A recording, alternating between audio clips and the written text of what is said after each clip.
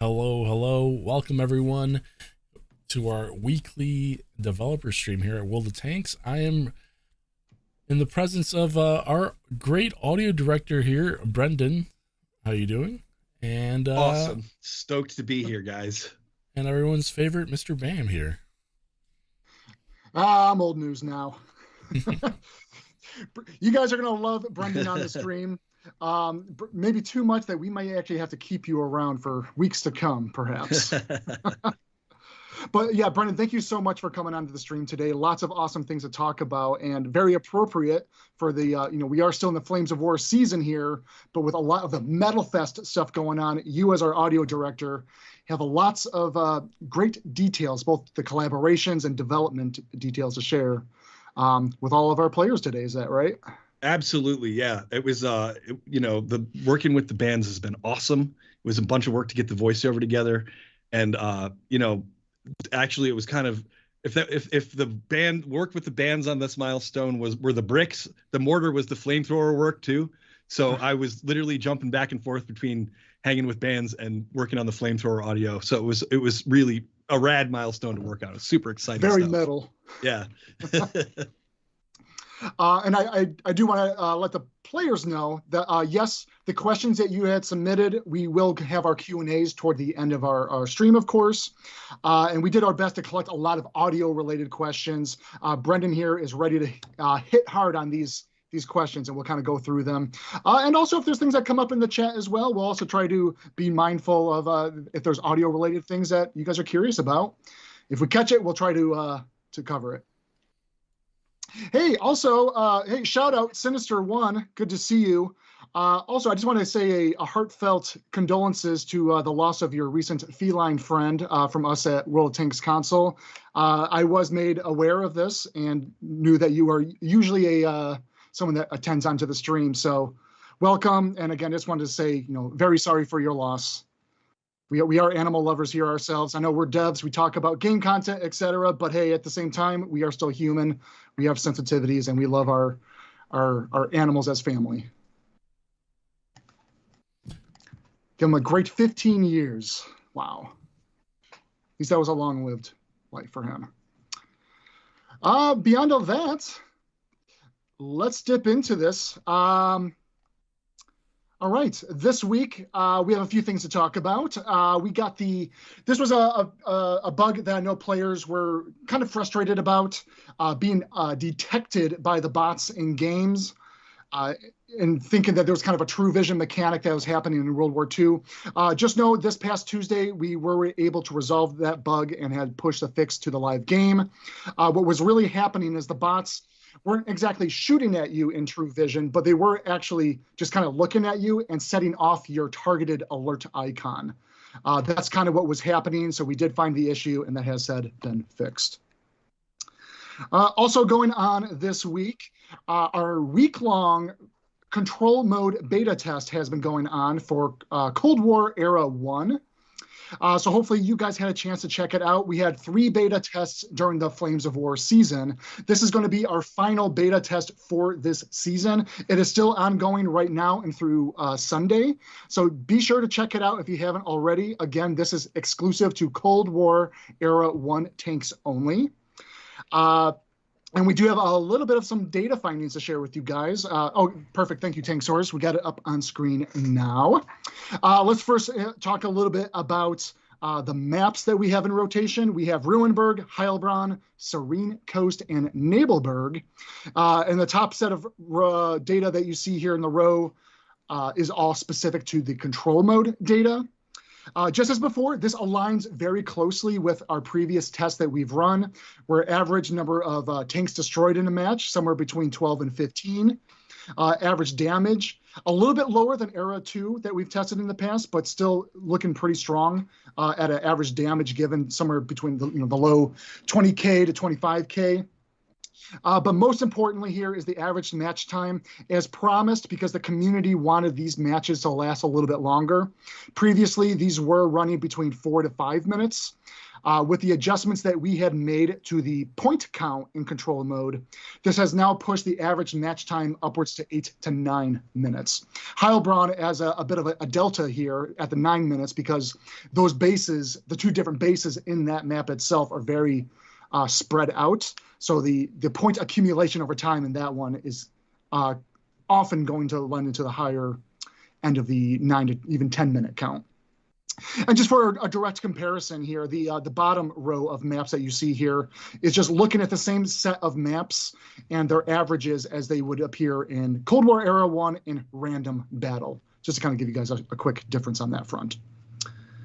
And then we have one more piece of data to share for our week-long Era 1 control mode test.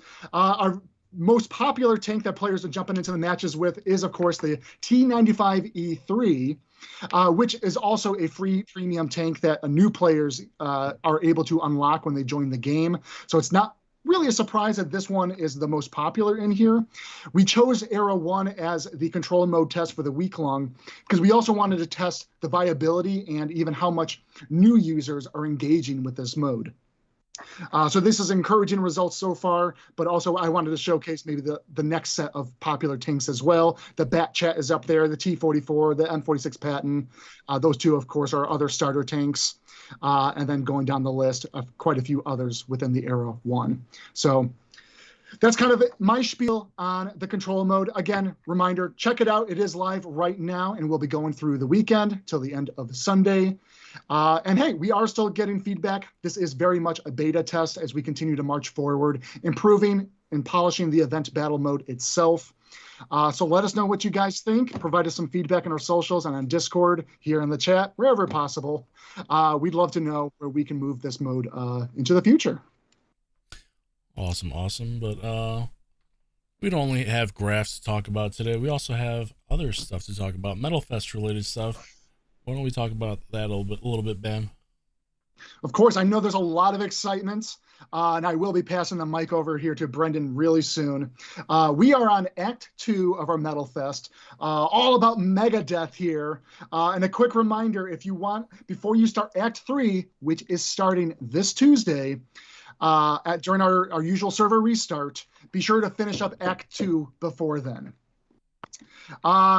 To talk a little bit more, let's pass it your way, Brendan, because I think you have a lot of awesome details to talk about our collaboration with Megadeth, the development process, getting in all the work on there.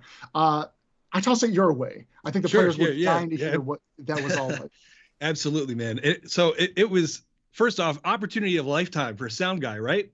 Man, I've been a Megadeth fan since I was like 12 years old. Seriously. Symphony of Destruction came out, was like the single when I was in 8th grade. And I picked up a guitar around that time. And like that album, Countdown to Extinction, was like instrumental in me learning guitar. So learning guitar got me into sound got me into game development. So it's like maybe Megadeth is the reason I'm working on tanks. And this whole thing has come full circle. Maybe. It was meant to be. No, I think it has come full circle. Yeah, I mean, there's something. The universe is telling you something. I mean, I don't know if it's an intelligent design, but there's a design. Something's going on there. So anyway, yeah, working with the band, man, how cool was this?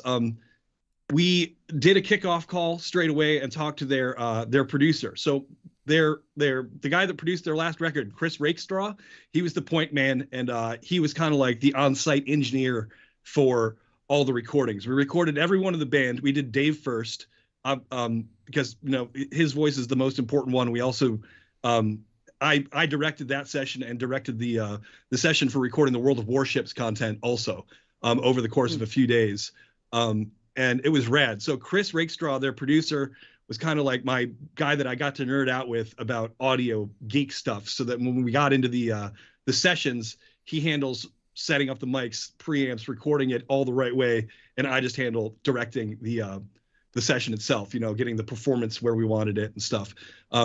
Dave, holy hell, what a nice guy. Incredible to work with. Like, humble, respectful. He calls you by your first name. He intelligent, really, really smart guy. It was like just so awesome to work with him.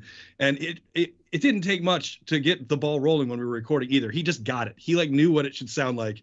And he was just an incredible performer, he just took that. You could just tell that he's a master of his voice, right? He can control the hell out of that thing. So it's just cool working with somebody that's got such a rich history of vocal performance, and then taking that and applying it to our game. I have to imagine Tankz as a subject matter and is very metal and just right up their alley. So they had to have been very excited to collab with World of Warships and us on World of Tanks Modern Armor.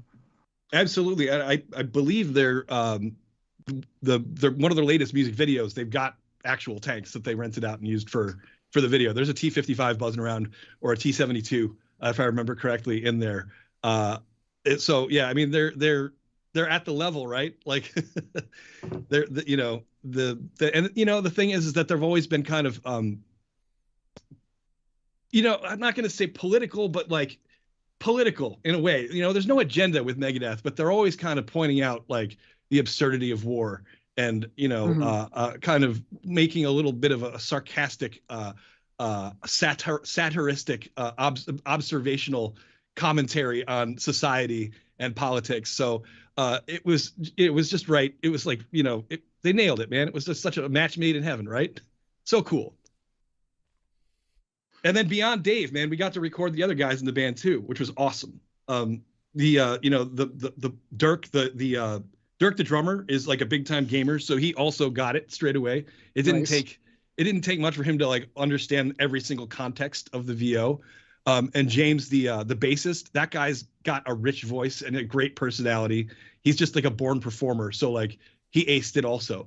And then working with Kiko, man, Kiko, the machine, Lorio, their lead guitar player, talk about a guy who's like got like hardcore attention to detail and like cares about precision. Like he was awesome to work with. And also all these dudes are hilarious. Great senses of humor. It was just rad. It was cool, although it did take the better part of 5 weeks to get all of the everything recorded, edited, and ready for the game. So it was a time sink a little bit because they, busy dudes. They're on tour supporting their new album. So there was, a couple shows in between sessions and stuff like that, and we had a hard cutoff too because they were going to do Wacken and all the summer festivals in Europe like right after we were done recording. So it was rad, totally rad. Megadeth, hell yeah. And I really do think you had such a great opportunity because you were the only one on our development team to like directly interact with them. And I know a lot of us internally are very envious of that opportunity. Tankz0rz, I know you're also a Megadeth fan yourself. No, definitely. It was cool being assigned that point position, but I have a background in live sound, and I've actually worked with a couple of the other previous members of Megadeth, including I did front house for Marty Friedman when he was on tour a few years ago at Reggie's, the club that I kind of haunt as a live sound engineer from time to time. And I know that he's actually jumping on stage with them at Wacken also to play Tornado of Souls and Holy Wars. And I believe he also got on stage with them in Japan a few months ago. So I'm like stoked to be able to say that I've worked with more members of Megadeth than there are members in Megadeth right now. Oh, wild. So no, in our game, we have two of the Megadeth tanks, the Soldier On M67, one of the very first flamethrower tanks that we added into the game. Were they made aware that they get to have their music and their content plastered onto this tank in our game with flamethrowers? Yeah, I mean, I know that they were very instrumental in the approval process for the designs of the tanks, the look of them, and just the overall, kind of characteristics of it. So I know that they were stoked to be affiliated with Tankz0rz, particularly like being a newly tailored feature, and to be able to roll out like the Megadeth tank with a flamethrower day one, For sure. It's pretty exciting. And then the other one, the Tankz0rz, both those tanks, of course, play their tracks in the garage as players view them. Any details you want to share on the development and getting the music into the game, even from like outside of the collaboration? Like, what was it like on your end trying to mix and fit the audio files into that? There was it wasn't we didn't just drop it in, right? Because particularly like Tankz0rz is a classic recording from the 90s. That was and I'm not positive, but I'd venture to say that it was recorded largely with analog gear, probably on tape. so it's got a completely different like master feel to it, you know, versus versus the new album, which is you know, a very, very modern recording, very well put together. It's real loud, you know, the mastering is really loud, and we also had to balance it with, you know, the other bands that are, you know, the Sabaton track that's in there, and then, you know, what you guys are going to find out about in the coming hours and days as far as the third band, the third act. But so it did take like a kind of remastering pass to try to get everything sitting at the same volume, because like, you know, -6 dB on Tankz0rz is not the same thing as -6 dB on Soldier On at a master level. If I just turn those both down, Tankz0rz is going to be quieter because they didn't used to master stuff so hot as they do now. So there was a little bit of you know, post-processing involved and balancing of stuff, and some refactoring of, you know, musical hierarchical systems and how playback works to make sure that you know, it works in both garages, you know, the classic and the gantry garage. And we're also like, I'm looking at restructuring some stuff to make it capable of playing in further parts of the garage right now. Right now it's just the main garage carousel area, but we're going to try to get it working so that it continues to play through loadout and all of your, you know, tank customization stuff. So that'll probably be in 8.5. So those of you that have the songs will be able to enjoy them more for years to come. And you never have any shortage of work, that's for sure. Yeah. How about Vic Rattlehead, the VOs, getting that in? Is that like just a straight up recording from him, or did you have to do any modulation and editing to the voiceover that we hear from that 3D Commander? So good question, actually. There was some back and forth as to whether or not Vic should have voiceover at all. The initial kind of weigh-in from Megadeth was like, Vic's mouth is fastened shut with metal fasteners. Like, he doesn't talk. He's never talked. He's not going to talk. And we were like, okay, that's fine. That's the lore, you know. But then Dave came back and he's like, he's got to have a voice. He's got to have a voice. So he made the call. Yeah, exactly. And Dave and Chris Rakestraw, the producer, they did the work on you know, creating the effect and getting the performance put together for it. So Dave did the voiceover for Vic, and Chris did all the post-processing stuff. And we took a couple stabs at it on our end and arrived at a close to the same effect. But ultimately, we wanted them to have that kind of creative control over Vic's voice, because this is the first time Vic's ever had a voice. And like, who better to craft it than the masters at Megadeth, you know, of Megadeth themselves, you know, the producer and the lead singer. So just to get this right, you said Dave was the one that gave him his voice. Yes, Dave Mustaine did the voice of Vic. Yeah. This was news to me. I actually didn't realize this was the first time Vic had a voice, and we have that privilege to have it in World of Tanks Modern Armor. That's right. That is right. The world first debut of Vic Rattlehead's voice. Well, players, you heard it. Like, this was news to me. That's fantastic. Vic Rattlehead is in our store bundles right now. If you guys haven't picked it up, or if you have not heard some of the fantastic VOs, check it out. It is available during our Metal Fest Act 2. Wild. How was the collaboration, and maybe anything you want to add in terms of the Sabaton content that we added into the game, and the Spirit of War, bringing that music into the game, and all the VOs for the Sabaton crew members? Sure. Well, Joachim was the only one that did voiceover for this one, and it was a collab with the PC team. So I was not directing that session, but this is, you know, kind of peek behind the scenes as to how it works. You know, we, you know, kind of share responsibilities depending on the location, scheduling, stuff like that when it comes to recording and directing VO. So if there's somebody that's on a European time zone, we'll usually have our European team handle directing the sessions. For the most part, you know, sometimes when it's, you know, an exclusive thing for us, like to go back, you know, the Warhammer 40K stuff, those actors were all in Europe, and we had to do those. We had to call in at, you know, 5 a.m. to those sessions to get them done, because that content's not available on PC. But when we share stuff with PC and it's a European schedule, they'll direct it. If it's an American schedule, we'll handle it here, which is why we ended up doing the World of Warship stuff with Megadeth here. You know, just to pile it all into one thing, and also avoid language barriers and all that stuff, scheduling conflicts.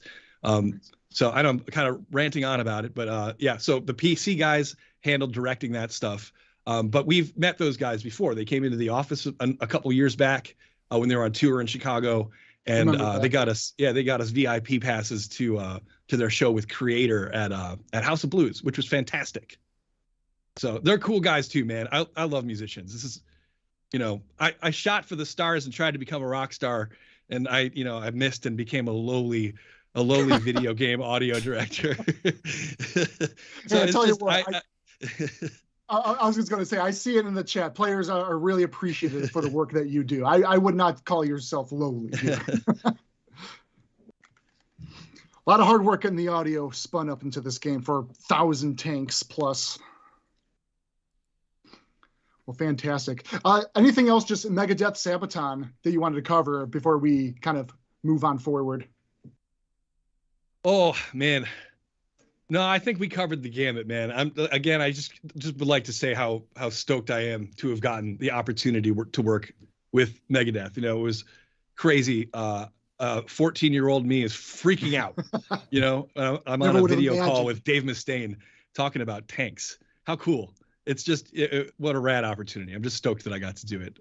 And I'm glad that people are digging the content in the game too, because that's what it's all about at the end of the day.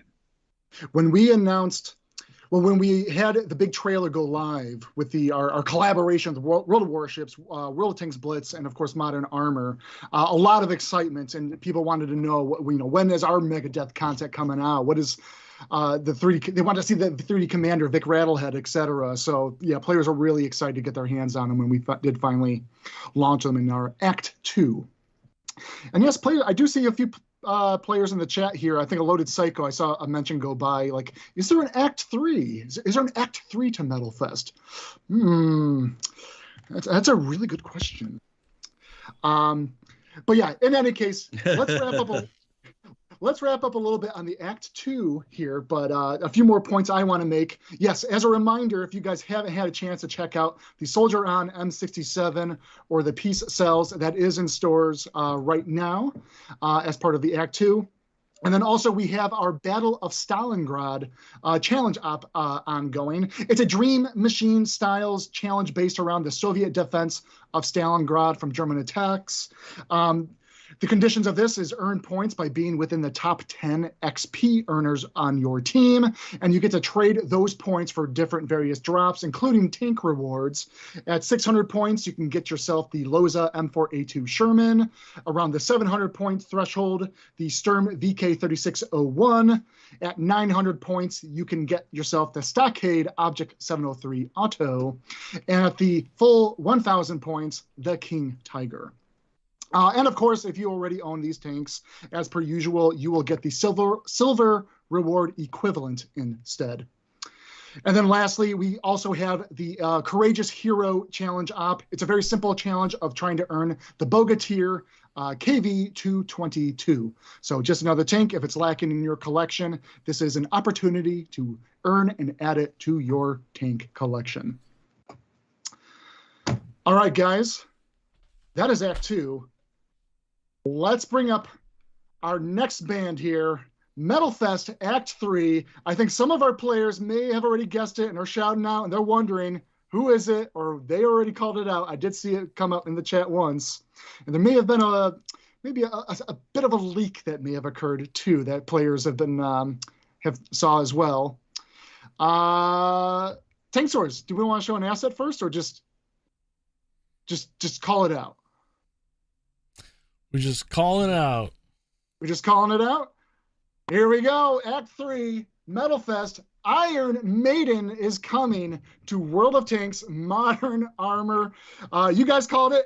Like I said, I saw a few players mention it in the chat. Yes, Act 3, next Tuesday, Iron Maiden is on the way. We are going to keep the details a little bit brief this week. There will be a trailer and more to share and debut on Tuesday as the release of the Metal Fest Act 3 content. But we do have 2 more tanks coming to the party here. Let's show them up on screen. We have the Amalad, A Matter of Life and Death, based on the Iron Maiden album, and the Senjutsu TO55. Here we go. We have them on screen now. That is. So I'll give. Oh, go ahead. I was going to say the Amalot on the left and the Senjutsu on the right. Correct. So starting off with the Amalot, I'll give a very brief synopsis and summary on this tank.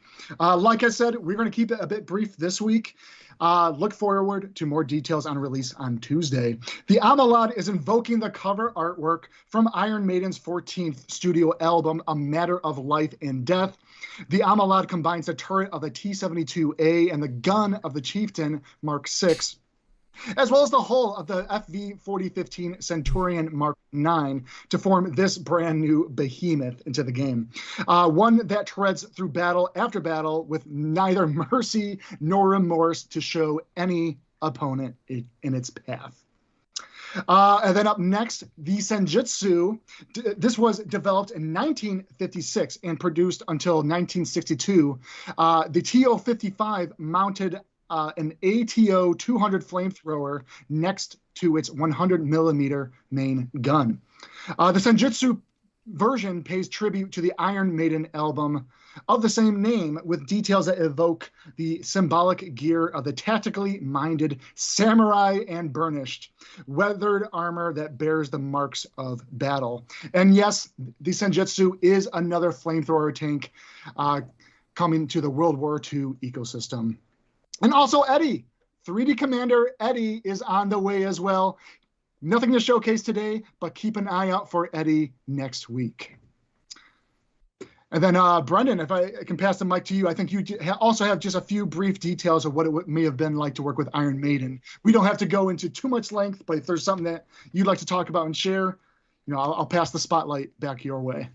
I don't have too much gory details with Iron Maiden because they did not do voiceover like the Megadeth dudes did, but we did go back and forth with them about how to handle Eddie's voice, and so Eddie they does were very. have a voice. Eddie does have. He vocalizes. We'll just say that, okay? And they were very specific about the types of vocalizations that he makes.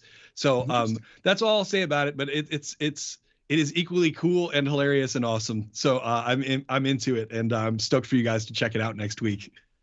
Awesome. Fantastic. We're not done yet. That's just kind of the share of the details we'll get for Iron Maiden, but we have not done our giveaway yet.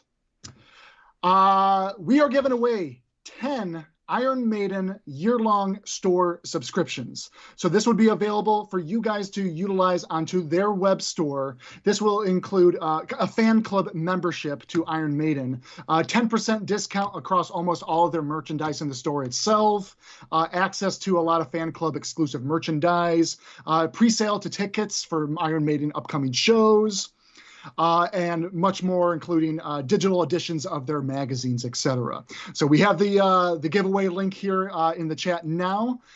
Please, as usual, fill out your information, and toward the end, after our Q&As, we will announce our 10 winners that will be receiving the year-long subscriptions to the Iron Maiden web store. And these, if you are chosen as a winner, you will be contacted via email, and they'll be giving you a code so you could enter into the website. Oh, fantastic. Thank you, Tankz0rz. Mm-hmm. Here's an interesting item from KB herself. Since the Rugby World Cup has just recently kicked off, she wanted to ask, and then we can open this up to the chat as well, what tank would you pick as your mascot for the Rugby World Cup? And KB answered for herself, it'd be the Vanguard. Like the number 9s, they're typically one of the smallest tanks in the battle and most likely to pick on some of the biggest tanks in the battle itself.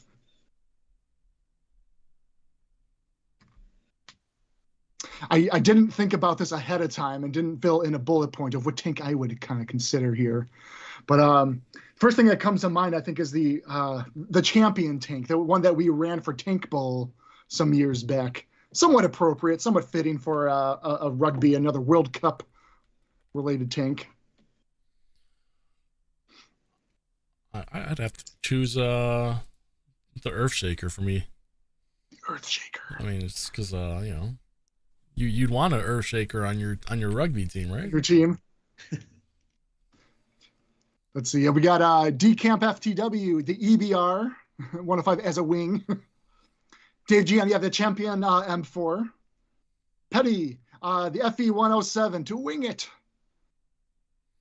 Bloody War Llama, KV5.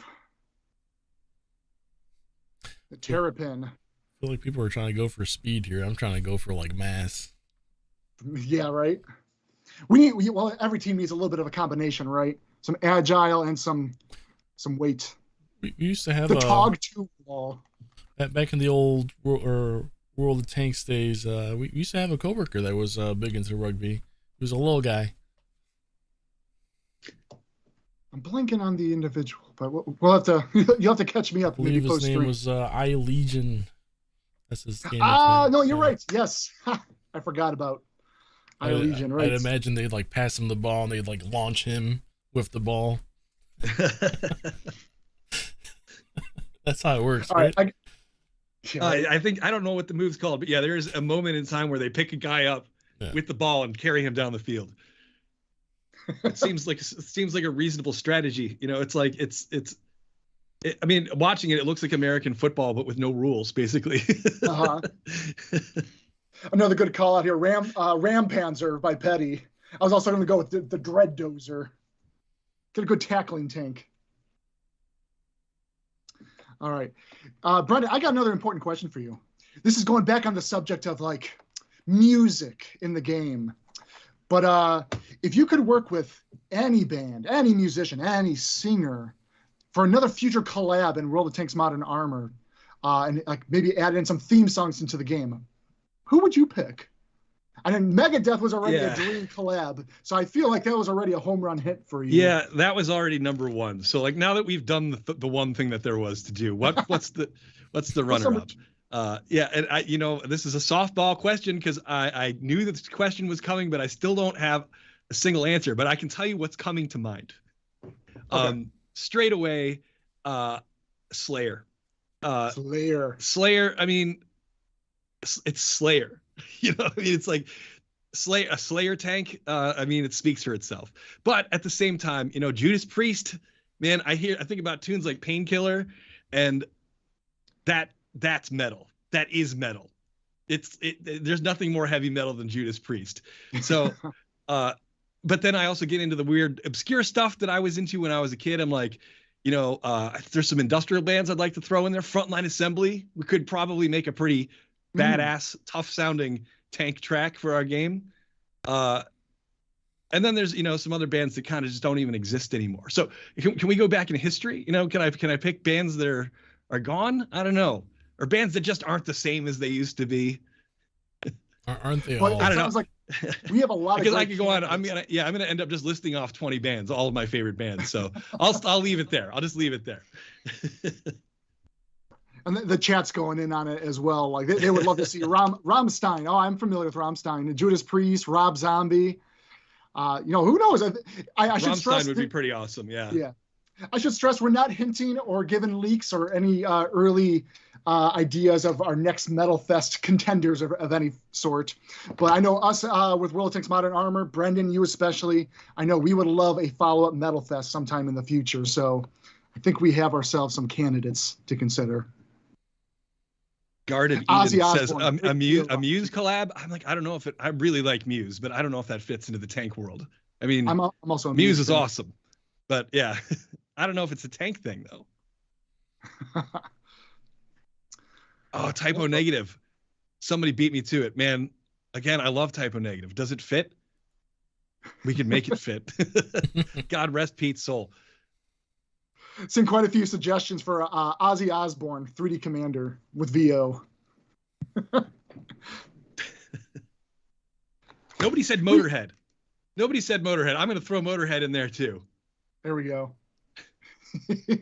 Come on, Ace of Spades. An Ace of Spades tank. How awesome would that be? and like it plays a song like while you're driving in. It'd be amazing. Tank Eats Justin Bieber. Come on. All right. Well, there's a lot of excitement. I think our players really love just the idea of Metal Fest and the potential of what we can do in the future. So yeah. we got some planning to do and more IP discussions to have potentially in the future. All right, guys, what do you say? I think Tankz0rz, do we transition ourselves on over to our weekly Q&As? I think it's weekly Q&A time, so why don't we go ahead and kick it off here with our first question.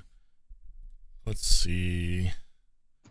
First question is, can we get an indicator on screen for the WZ-122 Cold War vehicles where you can see which side of the tank the rocket will be fired out of? A simple left or right having 4 rockets is not, sometimes you might not be able to know which side your rocket's going to come from. So without going into a whole lot of detail on this matter, because there's a lot of rocket tanks right now that, yes, have their launchers on various sides of the tanks. And, we even internally run into the problem where we don't acknowledge how we're peeking around a certain corner of cover, and you try to launch a rocket or an ATGM at a target, and you're just blowing up directly into the cover in front of you. Funny enough, we are doing a lot of active testing with the year-long reward of the resolutions, Calliope. So we had some hands-on experience with that, and because that tank has potential to fire a lot of rockets out of various tubes on the tank itself, we were running into this issue quite often.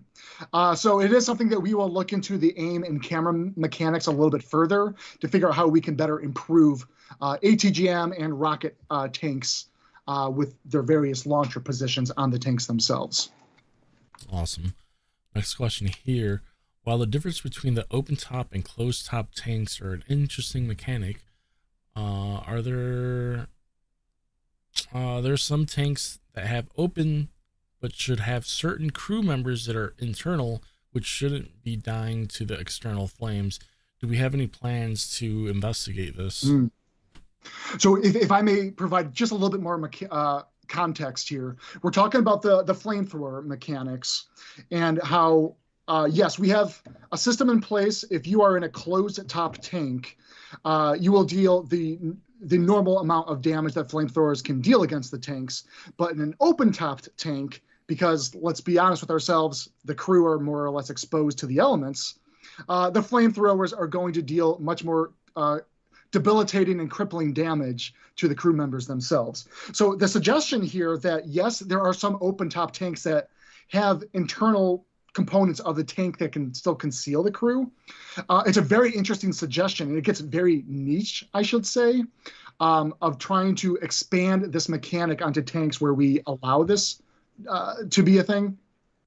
What I will point out is from the design perspective, we will continue to explore and expand upon the flamethrower mechanics and how they work.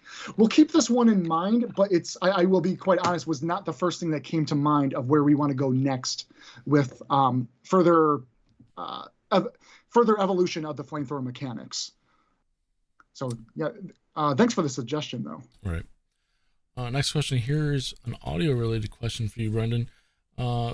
There seems to be a discrepancy with the Leclerc engine sounds where it's sounding more like a Leopard 2. Do we have any plans to implement a helicopter engine turbine noise for it? It's not on my radar right now, but I can certainly take a look. We've got one set of turbine sounds that we, leverage for all the turbine tanks. And right now we don't have a tank recording session scheduled anytime soon, but there will be some in the next couple of years, because there's another question further down the list here that I can answer this time too, is that we've recorded up to a certain kind of era of tanks at this point. Generally because of availability, right? It's like you can't rent an Abrams because it's an active combat system that's being used out in the world. So like getting the types of multi-track recordings and access to that equipment is not doable right now. But when the next generation of tanks come out and Abrams start going up for sale on govplanet.com, we'll definitely get a bunch of recordings of that stuff. So we'll definitely take a look at the Leclerc and see if there's something more smoke and mirrors that we can cook up until we can get our hands on an actual tank for a multi-track recording session sometime in the future. So we'll take a look. That's all I'm going to say about that. Very nice. Awesome. Next question here. For BAM, in the premium tech tree, can there be a filter added to tanks that are available for free XP? It would be very helpful to know when you're trying to access these tanks. We can look into that. I know our filter column list is getting pretty cluttered as it currently sits, but that is a nice feature to help players, know which tanks are actually available for free XP when they're going through that. So I can talk with the UI teams and see what's feasible for that in the future. Next question here: can we expect to see a new map added to the monster tank mode in October? Moravanka or Steeps could be a good addition. A little too soon for us to talk about Halloween, and that's all our next season set of contents. But I will just say yes. Stay tuned. Awesome. Next question here: as you now have a better system for porting over maps from PC, can you also port retired maps similar to Stalingrad, which was removed from update 1.0? I would love to see that map on console one day. Yes, very possible. We do not follow the same rules that, say, WoT PC does when they retire certain maps or make heavily revised versions of the maps. We work on our own kind of schedule, and we will take a look at what WoT PC is doing on some of the maps and see what makes sense for us to import over for our set of maps as well. So to your credit, Stalingrad is one that we can take a look at. If we find that it makes sense and it fits within our development schedule and process, we can certainly bring it in. What I will point out right now, we have reviewed a subset of PC maps, both old ones and new ones that have never come to World of Tanks console, and kind of have a set of them in mind for what we are going to work on next. Awesome. Next up, here's another audio question for you, Brendan. Can we have similar bounce sounds to that of pre 6.0? We can do anything. But to give you a real answer, and I'm going to answer, there's a few questions in line here about improved gun sounds, revisions. Some people want us to go back and bring stuff back from before. Some people want completely new stuff. And it would be really rad to just give everybody options, right? Which we would like to do. And I'd love to get to the point of having as much adjustability and selectability as like the PC game. But unfortunately, we're still working within the constraints of consoles, which is just, I'm not going to complain about it. It's just a different way of working. And, but as a result, we just don't have as much memory and resources available for sound. So we'd have to look at some clever, really structural way of selecting stuff and then saying every time you launch the game, it only loads the sounds that you need. Because if we put in 3 versions of every sound that's in the game and let you select, they'd all have to be there in memory, loaded all the time for you to select between them. And that means that the footprint would be 3 times as big. And trust me, we're already running it at Redline. Like the audio system is it's maxed out with the amount of stuff that we can fit into memory, especially, with hundreds of tanks and huge open worlds with lots of props and environments that need stuff tied to them. And then all the different UI actions and HUD sounds and notifications and keeping it all sound fresh and randomized. It's things need to be refactored, right? So if we change it, we're stuck with the one slot. But I would love to have more adjustability, and I think that that's where we're going to end up heading in the long term. Especially as consoles, particularly like the next gen, which are really the current gen right now. PS5 becomes like the de facto. PS5 and Xbox One S become the de facto consoles that are the majority of our users. We can start to leverage those resources better. And I think that the next gen, like the true next gen, Sony and Microsoft are going to be indiscernible from modern PCs as far as their performance capabilities go. And then the sky's the limit. So that's a long-winded answer to, can we have that sound from pre 6.0? But that's the reasoning behind everything that's there. And we're always working within technical restraints. Yeah. But I want to add that adjustability for sure.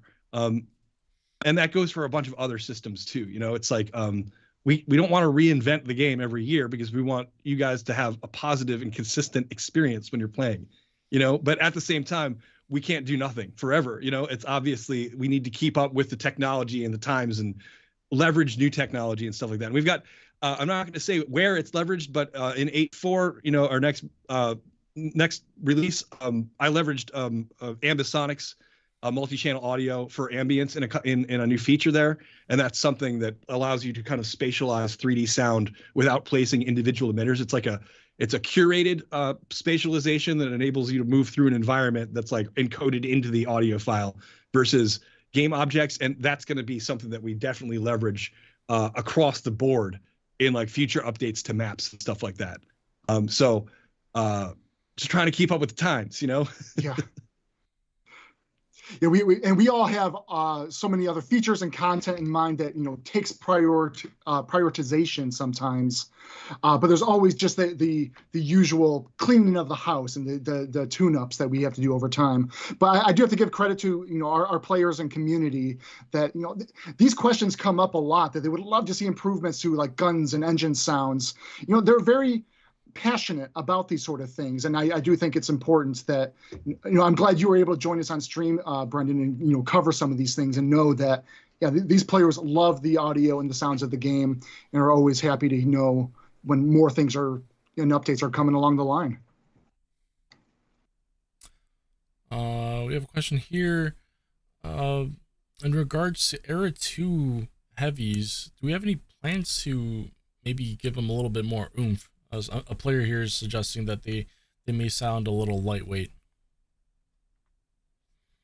For the gun sounds, so we've got a pile of different gun sounds that are assigned based on caliber, right? And there's a bunch of randomized elements in each one. So we call them a modular sound design, right? So there's actually like 11 or 12 sounds that play every time you pull the trigger, and they all layer together to make this big boom. And, you know, it's mixed, you know, optimized for stereo, but it scales up to surround. And you know, we're checking the mix in surround and stereo, you know, stereo monitors, stereo TV speakers, stereo headphones, and then a 5.1 surround setup. And we, you know, need to make sure that it translates to all those. And the way that it sounds to me is pretty boomy and beefy, but it might be, you know what I think what really needs to happen, and this is on my radar too, this is back to those whole kind of like long arc feature development things, is to just change the whole like strategy for HDR and how the game squishes the audio when events happen. Because right now we've got multiple paradigms at play that say like voiceover squishes everything, but guns squish the environment. So I mean, I don't know if anyone notices this stuff, but when you fire your gun, all of the environmental wildlife sounds go away for a period of time, like 10 seconds or so, and then they fade back in. For one, I guess the birds would fly away if you were shooting guns around them, and they would just shut up. But at the same time, also, when you're shooting or being shot at, the birds don't matter. Like, that has nothing to do with what's going on in the game. So like, we're just gonna mute those guys and take them out, because it's like, that's world building, not feedback to the player. But what I'm getting at is all those like kind of hierarchical prioritization schemes like interplay, and that creates the mix like dynamically at runtime. And I think that there's probably improvements to be made in that implementation that make the beefy sounds beefier, you know, because it's ultimately, everybody wants everything to be louder than everything else, and that's not achievable, because loudness is like brightness on your display, and if you keep making things brighter, eventually it's just going to be a white screen, you know. And we need, you know, you need darks and lights, so you need quiet moments and loud moments and all that stuff. Right. So I know it's, again, another long-winded question as to whether or not we can make these specific gun sounds boomier. Yeah, we can, and we need to. That's going to be, you know, that's going to be part of the long-term, like, you know, refactoring of things as we move on to stuff. And it goes for engine sounds too in the game. Like, you know, there's heavier, beefier implementation that we can do to improve the way that the engine sounds play, particularly now that the PS5 and Xbox One S are coming into their own, and we have more streaming bandwidth. We can modulate more and play more sounds at the same time, and layer stuff. So it's all on the radar, guys, and it's being worked on for sure. But it is worked on at the pace of a large, heavy tank, because we've got all the seasonal content to work on for you guys too. So plenty of irons in the fire there, but it is on the roadmap for sure. That kind of HDR improvement and a mix improvement to the whole game. I like that analogy you made of making sound into like a visual representation of, you know, everything being white. I thought that was pretty neat because you usually don't think about stuff like that, right? It's like you can only bring the noise floor like so high before it's, you know, all just a brick until it's just a brick of noise. Yeah, exactly. But yeah, I remember your office used to be right next to my office. So I'd hear big booms going off in your office all the time. I'm like, oh man, what's going on over there? It sounds like a war zone. But yeah. And then when we were high adrenaline action in that room. Right. And we started working on Modern Armor. You start hearing like you know, like the jets or like helicopters in the background and stuff. I'm like, what's going on over there? So it's definitely interesting stuff. But yeah. Let's see. Next question here from Mr. Bam. Will we get any new mercenary tanks for World War II or Cold War? Stay tuned. Very well. That's all I got. Next question. First of all, thank you guys for all you do. You guys are awesome. Why, thank you. And their question is there any way to acquire past Ultimate Season tanks? Thank you. Oh, tanks that are rewards and like the Ultimate Season Pass and right. the normal Season Pass. Yes, we give it time after said season had kind of wrapped up. Over time, there will be opportunities to either purchase those tanks via bundles when we put them back out in the store, or they may also become available in some certain earn challenge ops over time. But again, we have a long waiting period before, you know, this is a planning thing that the live ops team goes through and determines, hey, this might be a good time to bring this tank back to the player base again. So the quick answer to that is yes. Next question here. We would like to see a quality of life change instead of having the connection green bars on the top. Perhaps we could have something similar to ping and milliseconds and FPS bars as well. This came up before. We did write a ticket on it. I'll be honest, this was something that we just passed over to UI, and it's been in their hands. I do believe, though, this is going to be coming into the next season. I will have to follow up on it. I just haven't seen updates on that task in a while. Next question here. Would it be possible to have one large Cold War map added to the World War II rotation on a monthly basis? Well, I wouldn't say something on a monthly basis. Or maybe an event mode or something, you know? Maybe some sort of event mode. We did try some shake up in the map rotations sometimes where we pulled some like smaller maps and higher rotation. There is still concern trying some of the bigger Cold War maps in their current size capacity into World War II. But next season, stay tuned. There will be a map from Cold War that's getting a different border resize that will make its way back into World War II. So stay tuned. More information on that to come. Do we have any plans to implement or add any custom events for clans? Next year. Alrighty. Could we possibly add or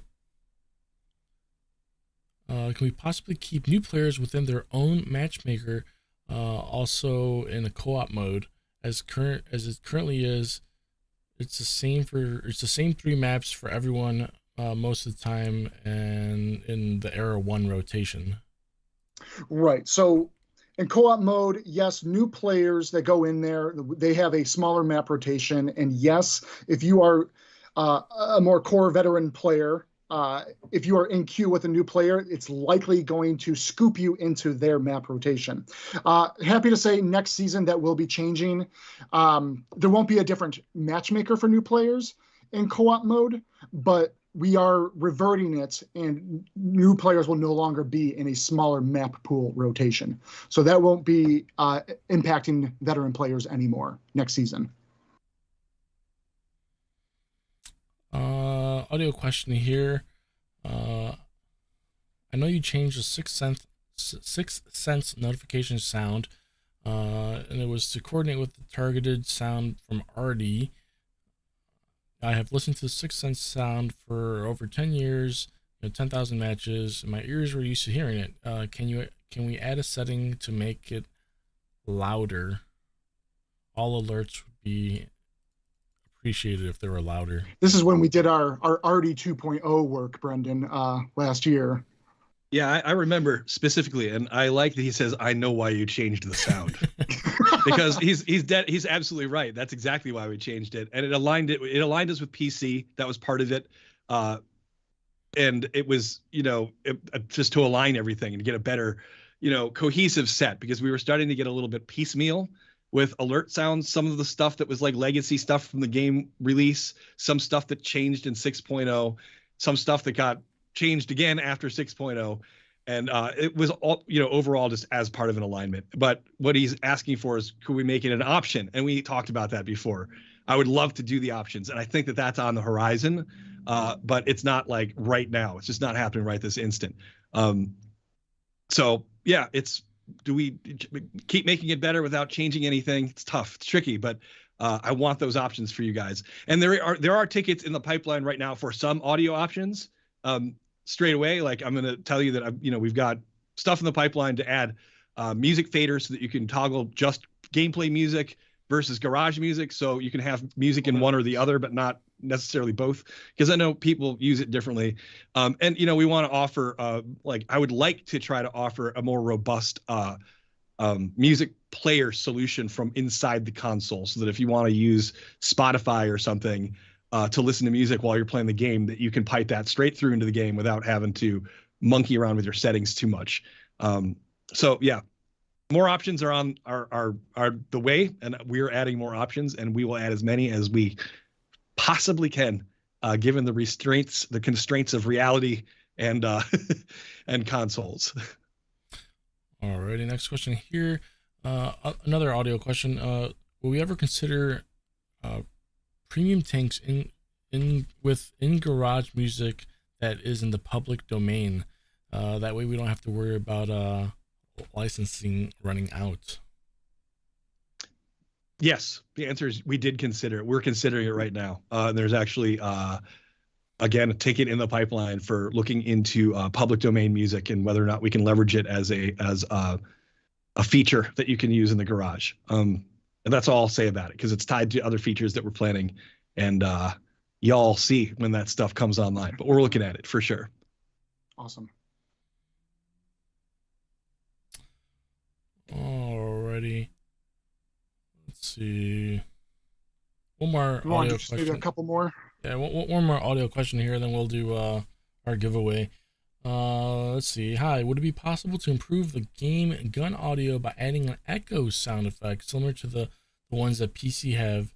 For example, when playing the E100 in the streets of Himmelsdorf, and you fire that big 150 millimeter gun, it has a really nice big boom that echoes. So I think it's more about like in the environment that you're in, having the sound react with that level. Sure. Yeah. So it is possible, and it's actually in the works. It's another one of those slow development features that's kind of been simmering on the stove for a little while here. There's multiple ways to achieve that effect, the environmental reflection effect. And we would like, the way that we're working on doing it is like the proper way, where we can basically ray trace the distance between the sound emitter and a hard reflective surface, and then figure out figure out factors, like parameters that we can extrapolate from that to trigger a multi-tap delay effect. The Overwatch guys did an amazing talk about this on the original Overwatch release, and how they do interactive reflection stuff. And there's a Wise plugin actually just called Reflect that ships with our audio engine that enables that kind of maths to be extrapolated down into an audio effect. But that is not entirely an audio task. That's a core tech task, which our guys are very busy with stuff there. So again, it's simmering. The ray tracing part of it's done. We kind of just need to wire it up. And the other thing is finding someone to go through every single map and tag every single reflective surface as reflective, and factoring all that in. So it is a little bit of a labor time sink, but it is it's on the radar. There's just so many irons in the fire, You mean that's a thing you can't just do tomorrow? Just a couple hours. Yeah, it's not a button that I press for sure. The code must be entered into the computer for that to happen. It's definitely interesting because Bam and I both went to school for like visual arts, right? So one of the things that we would do in like 3D programs is assign materials to have properties of like reflectiveness, but for light, right? But you're saying the same thing now, but for sound, right? So I would assume you go and you tag it like as like a carpet or like a rock or something metallic where like the sound will like interact differently, right? Is that what you're saying? Yes. Awesome. And yeah. it would be cool if there was a way to extrapolate sound reflectivity off of light reflectivity, or if there's like a hardness variable. And this is all like stuff that this might well exist, but it's outside the mind of the audio guy, like whether or not a hardness variable for surface types is. I know we have surface types because we have interaction with the projectiles and the tanks. Tank driving over gravel sounds different than a tank driving over grass versus a tank driving through water. And same thing if you're shooting projectiles are hitting near you, there's different sound effects for the different surface types. But as far as like extrapolating reflectivity, we can be like, all right, rocks are reflective, but not really if they're oddly shaped. Like it's really flat, hard surfaces that are reflective. So this is something I'd have to sit down and think about for a couple hours and then get people working on it. And it would be a handful of moving parts. But again, like I said, we've got like the core of it there. Like we have the ability to say, is there a surface there? How far away is it? And that's like step one, right? Getting it to the point where it sounds like sounds reflecting off of it in a meaningful way, and saying that, if there's a tank, say 100 meters away from me that shoots in Himmelsdorf, say it's in a cluster of buildings and I'm in the open courtyard area, does that echo out through the entire city, or is it localized to the area that happened? Are there different layers that attenuate based on the there's a lot of stuff a lot more going into it. Yeah, exactly. So to add more. exactly. And this is I love working on stuff like this though too. So like I love challenges like this, and the result, it's like it's like building an engine from parts, and the first time you start it and hear it run, it's like, yes, it's total jump kick moment, like it's definitely interesting, like from our side where like I just want a big boom, but you're over here like busting out an abacus and doing like math and all this stuff. Yeah, it's a lot of much more goes into these big booms, but like it overall it lets me appreciate it more, right? So it's definitely awesome to hear stuff about this. All right, Bam, I think it's time for our winners here. All right, 10 winners in total. We just got to dribble them off. Are you going to call them out, or are we going to like be able to see and each of us call them out? What do you think? We got to test Brendan's ability to butcher player names. That's all we do here when we do our giveaways. It's a test of our pronunciation and being able to announce winner names appropriately. Just give me 1 second here. If I'm creating more trouble, we can announce the winners and move forward. You're right. We're gonna give Mr. Brendan here the proper welcome. That's what we do here. Okay, and yes, and just a reminder, if people did join in a little bit late, this is a giveaway to 10 lucky winners who will be receiving year-long store subscriptions to the Iron Maiden web store.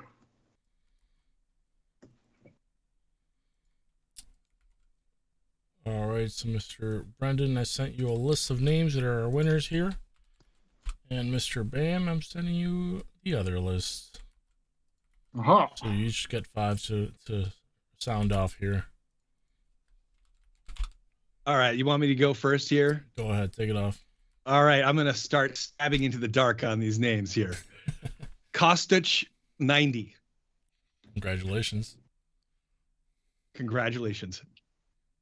W Sky, but there's a 3 in there, but I'm just going to read it phonetically. W Sky, DOUB3L, U Sky. Congratulations. A Loaded Psycho.